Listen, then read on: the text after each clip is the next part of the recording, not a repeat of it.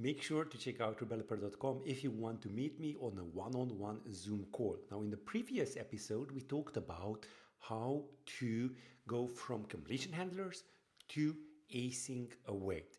And there was a really useful type that I'm going to go deeper in today, and that is the result type.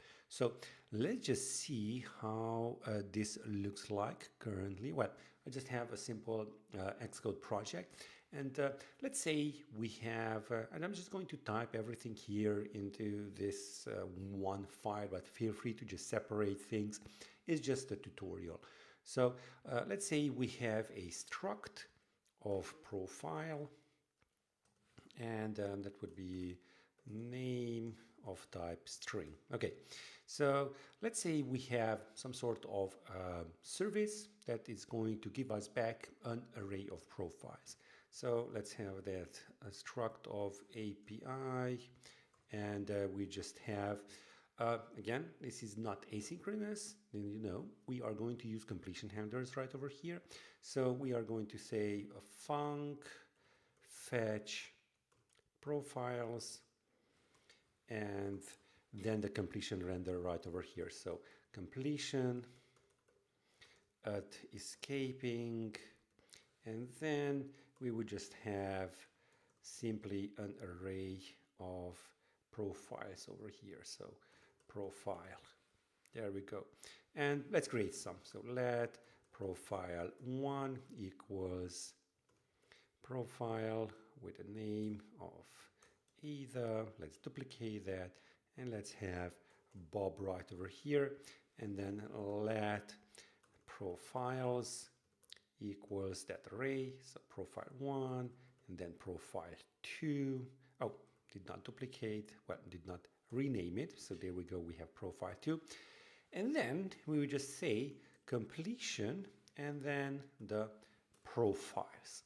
And then we can just use this inside our app. I'm not going to go into that. Make sure to check out the previous episode of how to just use this. Now, this will complete with an array of profiles, but we have some issues with here. Well, actually, a ton of issues. As you might have guessed, this part of the code is going to be done on the server, so we're going to get back an array of profiles, or will we? Will that be actually an empty array, or will that be actually not an array of profiles at all, rather than an error?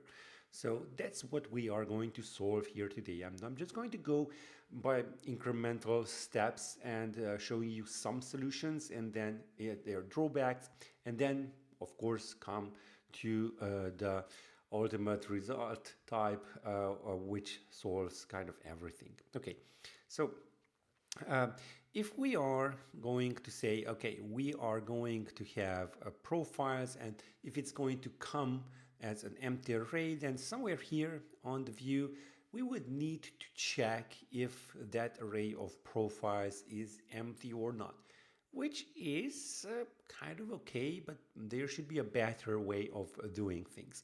Well, if we have an empty array, we could just have this as an optional array. So if the array is empty, then it would be okay, but we would just also have, let's say, an error. Then we would just have this as an optional, but then we would just lose the type of error. So let's just do a little bit of, let's just say, API. Let's create a view model first. I want to really tie it together actually. So let's have add observable, and then class view model. That would be simple view model, and we are going to actually have var profiles of type array of profiles. Okay, default value empty, and then let's have also the function of fetch profiles Okay, and then we would just say API, and this needs to be a static then. Static, so API dot, oh, with a capital I, a dot, and fetch profiles, and inside the completion, we just have currently an optional profiles array, so profiles. And for now, let's just reverse that back. I'm just going to go and have profiles, self dot profiles equals the one that we got from the completion. Okay, and now I can just simply tie this inside our content view at state private var view model equals view model. Come on, view model. There we go. And then, okay, what if we are going to get back an empty array? Well, we could just say, let's say right over here, let's remove also the padding. Inside the group, come on, group, we would just say if view model dot profiles is empty, and then else. And then we just have a list, and then let's also make this identifiable, and then let's just have a var of id equals uuid, and let's just go with the string. Okay, so okay, and we're going to have a list with a for each, and then we are going to have view model dot profiles, and then we would just have a profile over here, and maybe the text of the profile's name. Okay, that seems to be really nice. And right over here we just have a text of no profiles. And yeah, that's great. But when we are actually creating our view model, it's still empty. And then it says no profiles, which is great. But then when we are starting to fetch, let's just say on up here,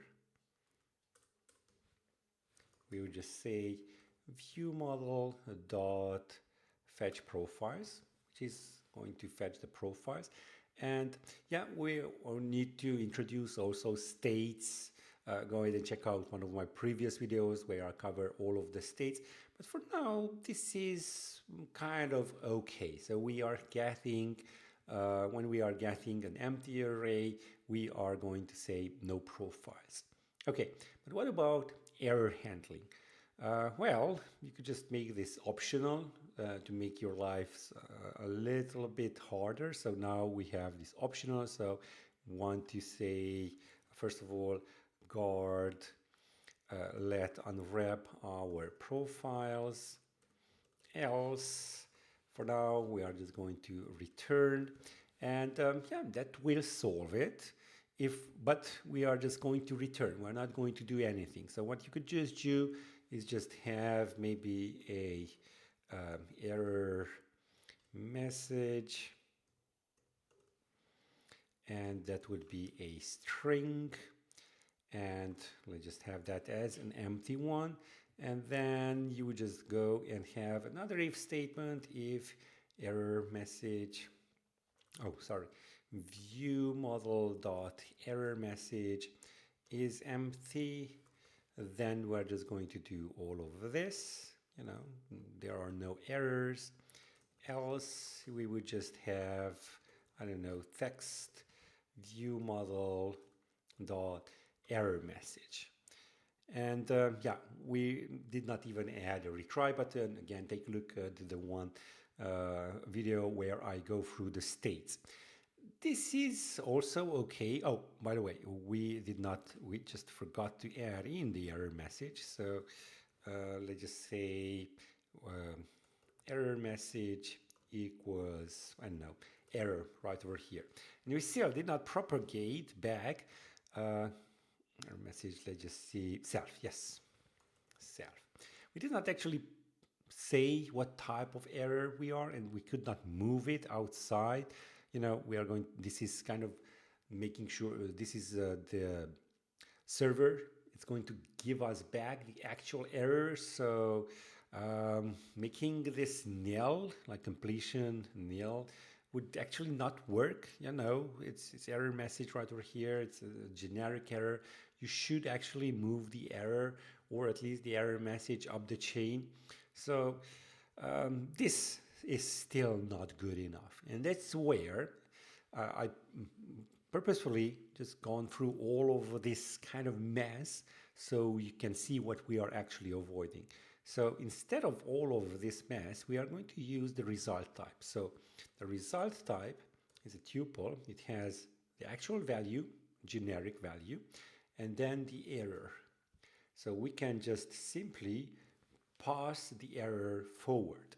Like, how do you do that? Well, you just have now two cases, either success or failure. And on that failure, as you can see, you can just pass along the error. Now you're going to get your API calls from your server, and then just pass along the error if there is an error right over here. In my dummy case, we just have an array of profiles, so the success value. So just pass along the profile. Now, right over here, we are not going to get profiles, we're going to get a result. Let's just have that as a result. And then let's get rid of all of this mess. We are just going to switch through the result. And as you can see, we are going to have a success value where we are going to have profiles and an error on the failure.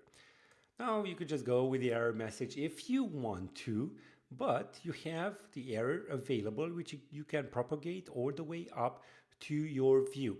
And again, please take a look at my video on states. It's on the same playlist. Link is in the description, where I go through how to use those states. Once you have the error, you can just go for the error state, view state. For now, I'm just going to say error message equals error dot localized exception. This is not the point and the self. The point is that we have the actual error on the view model. Okay, and on the success, we're just going to say self profiles equals profiles. And again, now this might be an empty one, an empty array. And again, you could just go ahead and either have a text of no profiles or use the state views that I teach in the previous lesson. And basically that's it. This is how powerful it is. And as you just take a look at this result switch statement. It just goes through the success or the failure. And that's all you need to move from your API response, either a value or an error. And the result type handles that really, really powerfully. Now, if you like these types of tutorials, go ahead. Also check out Rebeloper.com, where you can book a one-on-one session with me, a really nice Zoom call, where you can meet me and we can go even deeper.